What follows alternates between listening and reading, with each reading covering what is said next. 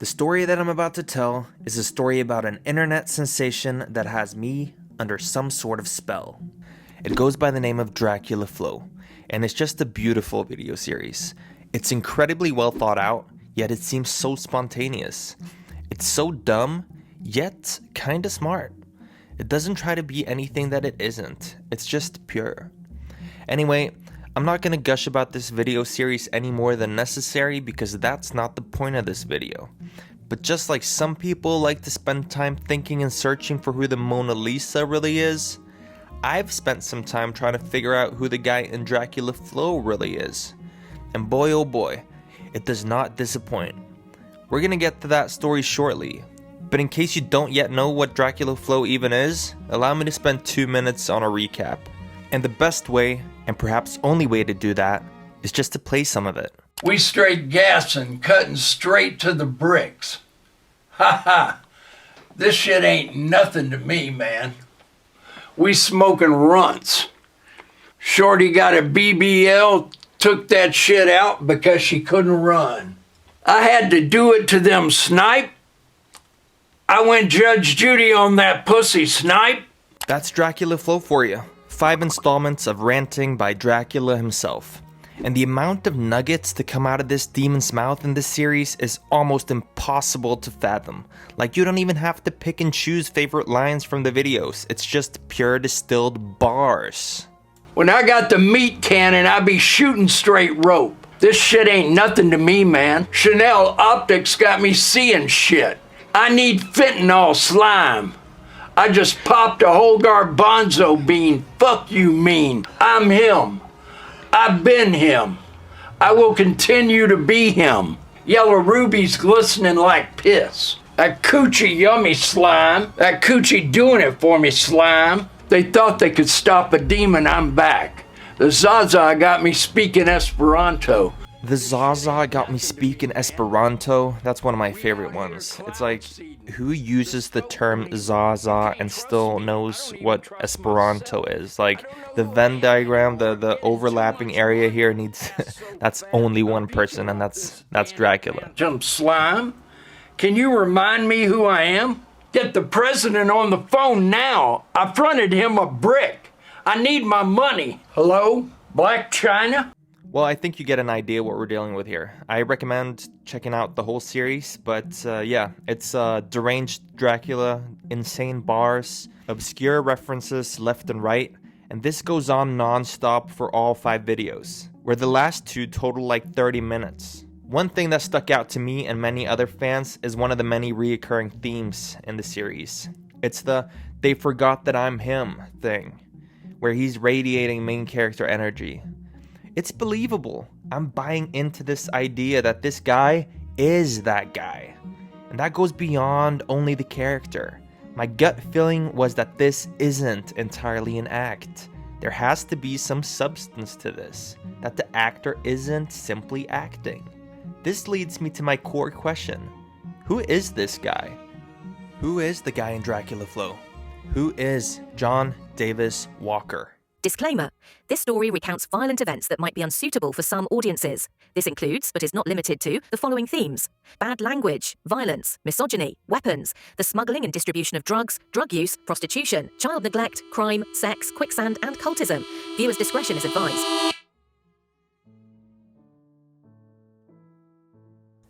Before the internet, before YouTube, and most importantly, before Dracula Flow, John Davis Walker was just a kid growing up in Pensacola, Florida. I had a great life. My parents were really hardworking people, and we had a beautiful home, you know, and we went to private schools, and, you know, everything was great growing up. John likes to remind us that in his family, out of the siblings, he was the smartest kid. Have you ever seen a TV show called Young Sheldon? You know, you got the smart kid, right? And then he's got a twin sister, which I have a twin sister. He has an older brother. Well, I have an older sister, and I have a younger sister. And according to John, his sisters did not exactly share his intellect. They were literally complete morons. And I was a straight A student. But while John basked in academic glory, his sister had a different coping mechanism, fighting with their mom, daily and loudly. It was horrible growing up with those three girls. I mean, and so my dad, he wasn't a fighter kind of guy like that. And so he would just grab me up and say, come on, boy, we're going to go the Daytona 500. Come on, boy, we're going fishing. Ah, the great escape. Fishing with Pops while your moron sisters are at home screaming and shouting. There's no better feeling than that. The issue is, his dad, who was the owner of a tire store, naturally had to work during the days, which led to John having to spend time with his sisters. You know, I'm there and I'm having to listen to these bitches fight with my mom. Yeah. And it was non-fucking stop. Yeah. One of these days, at age 15, when John was home alone with his sisters, John sat at the kitchen table armed with a .32 caliber pistol given to him by his grandma. Because what screams responsible grandparenting like gifting firearms to teenagers? Well, John would go on to make some questionable decisions that morning. I'm sitting there at the table the next morning and I'm cleaning the gun, right? And my little sister comes in the kitchen and she sees what I'm doing. And she's like, you're not supposed to be doing that. You know, my sisters were constantly this shit. You couldn't shut them up for nothing. And I'm like, look, bitch, shut up. And I picked that gun up and I pointed it right between her eyes. Point blank range, 3 feet away. And I pulled the trigger 3 times. The gun didn't fire. But it scared the shit out of her, right? And so when I did that, my twin sister came in the room. And she saw this. And of course she starts her shit. So I just had the gun and I just went. And I pointed the gun at her and I pulled the trigger the 4th time and the gun fired. And it hit her in the left leg, came out of her left leg, went through both lips of her vagina and into her right leg. And the 8th hole in her body was where they surgically removed that bullet. Yep, our friend John shot his sister right in the pussy. And John being John, he managed to get into little to no trouble at all for it. So I grabbed my little sister and I was like, look, this is what fucking happened, okay? I said, I was reaching up there in the cabinet to get some chips for my lunch. And when I pulled the box, the gun was up there beside it. So when I pulled the box out, the gun came flying out of the cabinet too. And it bounced off the refrigerator, spun around in the air, and went off. And she got shot. That's what we told the police. And so began the legend of John Davis Walker, a man who could spin a story so well, you'd almost forget to ask if any of it was true. And if you're wondering if this is the craziest thing he's ever done, stay tuned, because it might actually not be. One thing is for sure, his self-image as the main character was beginning to take shape. From that day forward, I was the high school badass. Nobody would fuck with me. I mean, people were literally afraid. So you told and so I'll be honest with you, I love that persona. It beat getting bullied and shit like that, you know. This marked the beginning of adulthood for John, a period in his life that would stand in sharp contrast to his peaceful childhood. That is, if you look away from the fact that he literally shot his sister. Anyway, after graduating, John joined the Merchant Marines. You know, it was like kind of a paid working vacation. You know, I got to travel around the world and do wild ass crazy things, and I got paid for it. You know, it was a pretty good life. And you know, I started at the bottom, so I'm cleaning toilets and mopping floors and shit like that. And I was like, well, this fucking life sucks, so I'm gonna have to make something of it. And so I just kept working, and within 5 years from That started in 1980. In 1985, I was a captain. Initially, it was mostly work related to oil rigs in the Mexico Gulf, which was boring because you never get to really see or experience anything besides the boat and the oil rigs. So John made the move to operate tugboats in the Caribbean, which would literally open up a whole new world for him. Hey, we got a trip for you to go to Africa. Hey, we got a trip for you to go to the Mediterranean. Hey, we got one for you to go to Japan. You know, hey, we got a trip down to Rio de Janeiro. And if you ever get to go there, that's where you want to go, brother. You want to go to Rio de Janeiro. Why Rio? Nothing but pussy. Nothing but pussy. And they love you. Well, not that getting women would be any challenge for someone with John's riz. Well, Rio might have been a fun time, but the more productive trips that he made was to his somewhat less hyped place, Port-au-Prince, Haiti.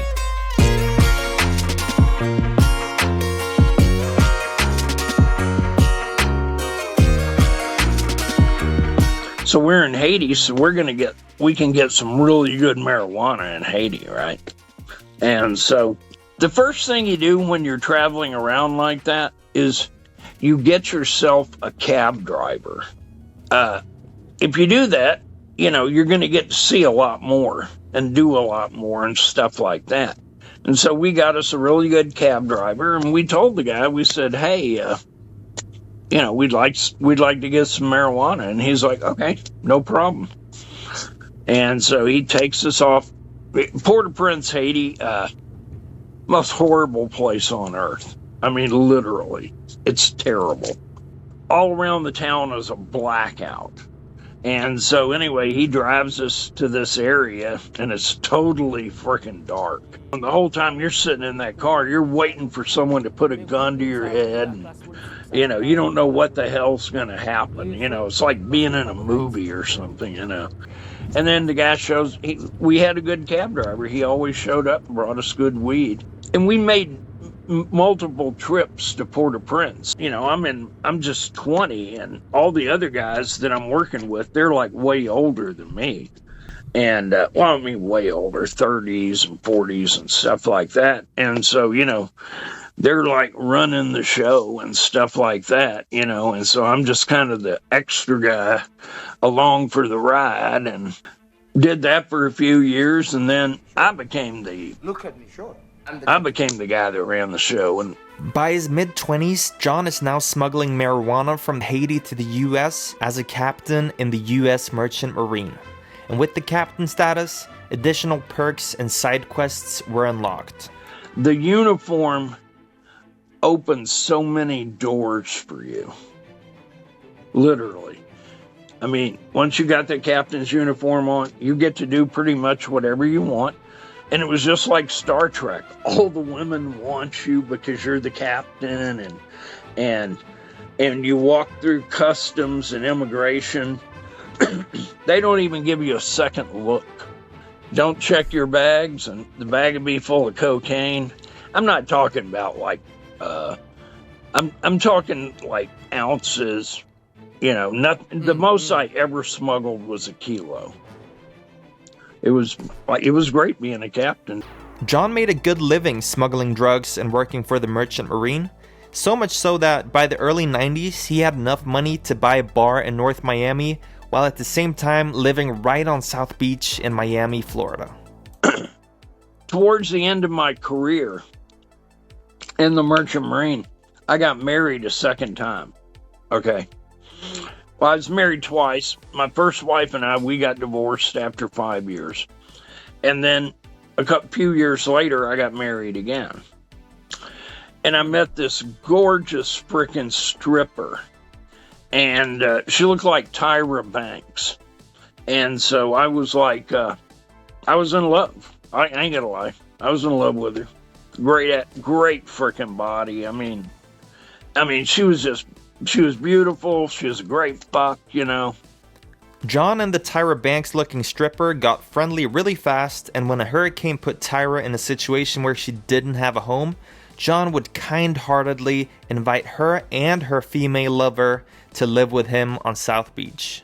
And her lover happened to be this gorgeous Puerto Rican girl. And so they pack their stuff up, come across the street, and they move in with me. And the next 90 days was a menage a trois with both of them, doing weed, cocaine, acid, just about every kind of drug you can think of, all kinds of pills. And we just stayed around. We spent the next 90 days fucked up out of our minds, fucking the shit out of each other, just having a great time. And they would, you know, they were strippers, right? So they would go out at night and go to the strip clubs and work, and then they'd make a bunch of money and come home and we'd buy more dope. I mean, I had plenty of money myself. We just buy more dope and we just keep getting high. And so that went on for 3 months. But, you know, eventually that gets, you can't do that forever, right? Damn right, John. You can't do that forever. So John and Tyra, they sent the Puerto Rican flame off to New York so that they could start a more normal life. A life without heavy drug use and with a new family member. So they end up having a son together. An event that leads to Tyra quitting her stripper job, and they both quit doing drugs. For about 5 years they stayed married until one fateful night where his wife would decide that she wants to go out stripping. Something John was not happy about at all. Yeah, I told her she couldn't do that, and we would get a divorce if she did.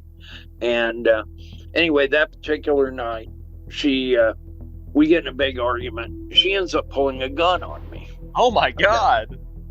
And so she's holding our baby, who is like 2 years old, and she's got a gun in her hand. So I didn't want to fight with her and get the kid shot. Yeah. And it was a little 25 Beretta. Yeah. And it wouldn't have hurt me. Yeah. But it could have killed the baby. Yeah. And so anyway, I called 911. Hey, my wife's we're having domestic dispute. You need to send the cops over here.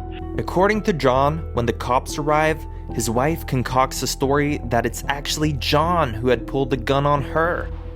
And the cops see her, and she's so drop dead gorgeous.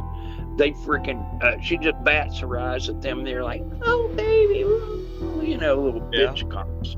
And so, anyway, I get arrested and charged. Wow. To make a really long and convoluted story a bit shorter, John ends up having to spend 18 months behind bars for the felony charge, although he claims he didn't do it. But anyway, that fucked up my life, right?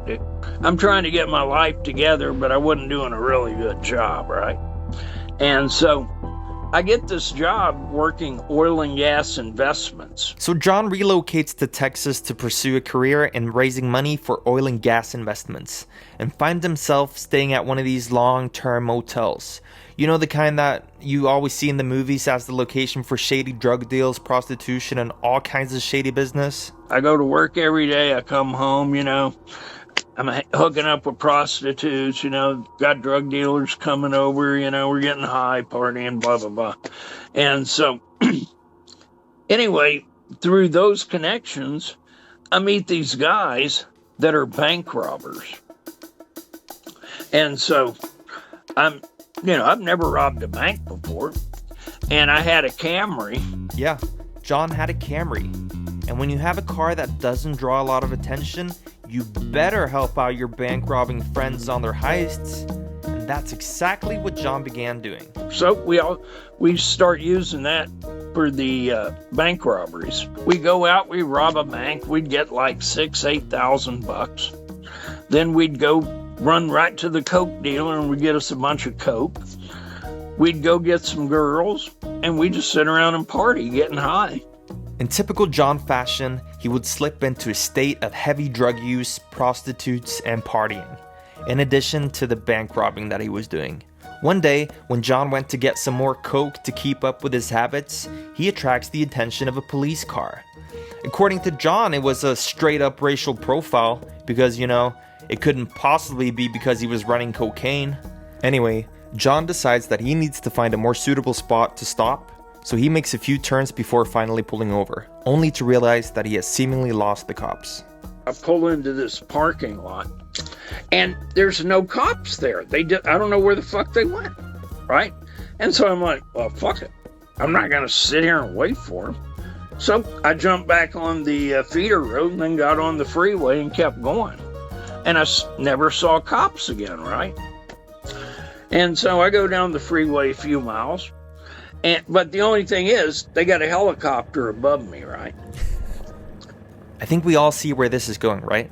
Well, John didn't necessarily see where this was going, so he calmly pulls off the freeway to get lost in a neighborhood as there are no cops following him. But all of a sudden, he finds himself in a cul-de-sac, a dead end, and he's forced to make a 180.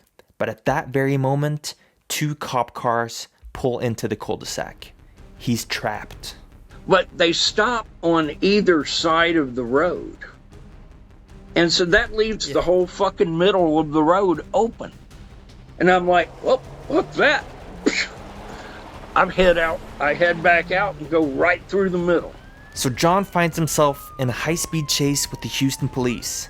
However, the chase wouldn't last for that long because it was rainy and slippery outside and John had damaged his car so that he was not able to drive it anymore. So he jumped out of the car in an attempt to escape on foot. So I go running down this hill. And it was dark, right? So I can't see what's at the bottom of the hill. Well, at the bottom of the hill is like a marshy area, right? So I run down this hill and hit this water. It's like ankle deep, something like that. And it's mud, and it's like quicksand, right? You can't run no more. And so I'm stuck in this quicksand. And you know, I know I'm captured, right? They got me. So I turn around, raise my hands. I'm standing there like this. And I look down and I see all these laser sights from their guns. They're just like dancing around on my chest. And I'm like, oh shit, someone's fixing to shoot. Oh fuck. And I'm standing there like this, but nobody fires. And I'm like, whew, dodged that bullet. And so this cop comes down the hill, and all he had to do was say, come out of the water. Okay? And I would have done it. He comes in to get me. And when he gets to me, the first thing he does is force me down. He forces me to my knees, and then he shoves my head down, and my face goes underwater. So I'm fucking drowning, right? So what are you going to do when you're drowning? You're going to struggle, right? You have to. And so I start fighting with him, right? Trying to get my head up and shit. And he grabs me by the hair and he drags me to the shore. There's a whole bunch more cops. And they're the ones that I just punked in the cul-de-sac. And when I get there, they start beating the shit out of me. The beating was so intense that John ended up with traumatic brain injury from the incident. But on the bright side of things, he got sentenced to 12 months but only did 6 because they can never tie him to the bank robberies. But upon his release, John decided that he needed some new clothing, considering that the clothes that he got in return upon his release were all muddy and bloody. So he goes into a nearby clothing store and tries to steal a pair of sweatpants and a football jersey. Well, he immediately gets caught and sent right back to jail. And then they find out that I'd just been released from jail 8 hours earlier. Yeah. And then the judge is fucking pissed. Yeah. What?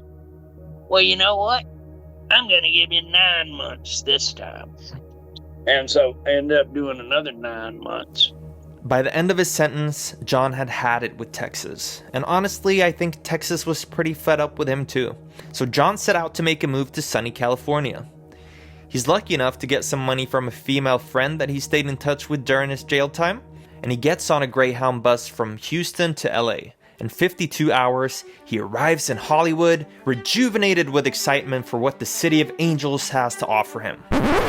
Well, if only it was like that. The bus drops him off at Skid Row. And a funny detail here is that prior to this, John actually thought that Skid Row wasn't a real place. He thought it was about as real as Atlantis. Well, it actually is a place that exists. Okay, you know, someone might say, oh, if you don't do this right, you'll end up on Skid Row. It exists. It's a horrible fucking place, and it exists. I mean, y'all see all the stories here where they have all the people in tents and shit. Well, that's what it's like, right? Well, I get dropped off on a bus at 4 a.m. on a Sunday morning on Skid Row. I'm in L.A. I don't know one single person. Not one. And so I don't know what the fuck to do. John remains pretty much homeless for some time, or at least living on a hand-to-mouth basis. He gets a couple of shitty jobs, but nothing that is sustainable over time. But as fate would have it, not after long, he manages to land a job that would lead him on an entirely new path. Working for a company, raising money for the distribution of the movie Angels with Angles. And I'm raising money right from the fucking start, dude. About 6 months later, it's time for the world premiere of Angels with Angles. I'm talking a Hollywood red carpet premiere.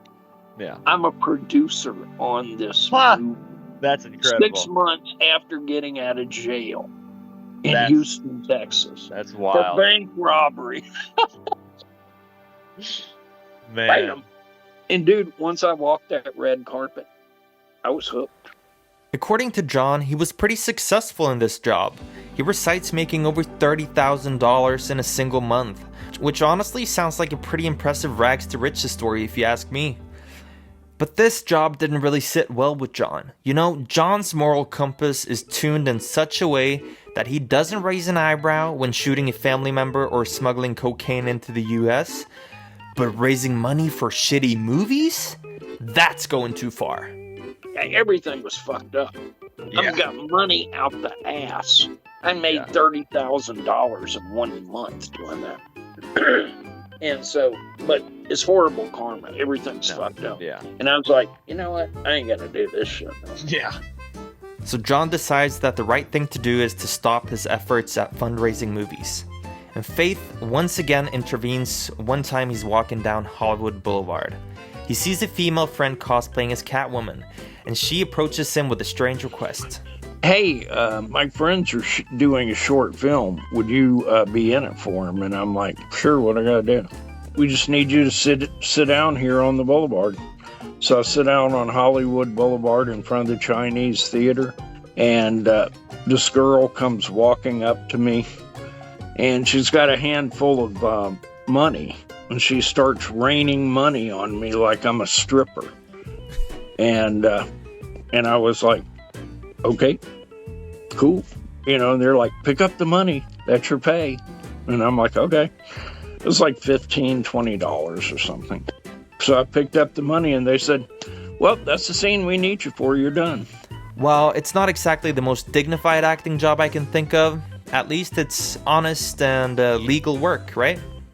Well, John did go on to find a lot more of these jobs in the years to come. In fact, if you check out his IMDb profile, you can see a lot of the jobs that he's done. Some more noteworthy than others, but it's quite a catalog, right?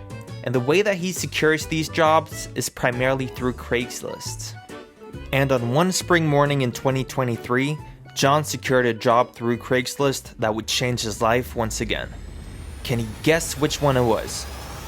The Smith & Wesson got me moving like an invasive species. I got Midas touch, fuck boy. I'm at the bank about to withdraw all of it. These Valentinos are from Milan, you fucking idiot. That fentanyl gave me Vitruvian man flexibility. Got me in a state of rigor mortis. Caught a broke boy trying to come up on my Amazon package, so I skinned his ass alive. Ah! Well, Dracula Flow popped off, and it gave John his big break. So you can't really fault him for trying to capitalize on the newfound fame. I mean, this is what everyone does. It's from the backpack kid to the Hawk Tuah girl. They all want to make a buck off of their fame, right? It makes sense. Oh, you want to know how he's trying to make money off of this? I've always had the dream to lead a cult. Yeah, of course. I've always wanted to do that. Yeah. Well, guess what the cult of Dracula is? You've now got the opportunity. Yeah, I lead this cult. Yeah. And it's like my dream came true. Yeah, because why the fuck not? I mean, at this point, I think starting a cult is the only sensible and appropriate thing to do if your name is John Davis Walker. As far as I can tell, the cult attempt is mostly a vessel to get donations from cult members. Most likely the money is just going straight to King Drac himself, but the latest update I've seen is that he's actually fundraising money for a King Drac movie, of which the script is currently being written. And that concludes the story of John Davis Walker. I mean, what a life. It kind of feels like divine intervention made it so that John was the one that got to star in Dracula Flow. Because could there possibly be a better person for the job? I don't think so. And maybe that's the magic of Dracula Flow. PLUMMCORP, the producers, they needed John, and John needed them. Together they made something that neither of them could accomplish on their own. A true symbiotic relationship, just like DiCaprio and Scorsese or bagels and cream cheese. The sad part about the story is that I think the relationship kind of soured, so I'm not sure if we're ever gonna get a Dracula Flow 6. But do we truly want it? Maybe it would just be like the 8th season of Game of Thrones and just leave a bad taste in our mouths. Maybe we should just be grateful for the flows that we got and cherish them for what they are. Or maybe you don't give a shit. That's fine. But regardless of how you want to feel about it, I think it's safe to say that the following words hold more truth than perhaps we first thought. I'm him. I've been him. I will continue to be him.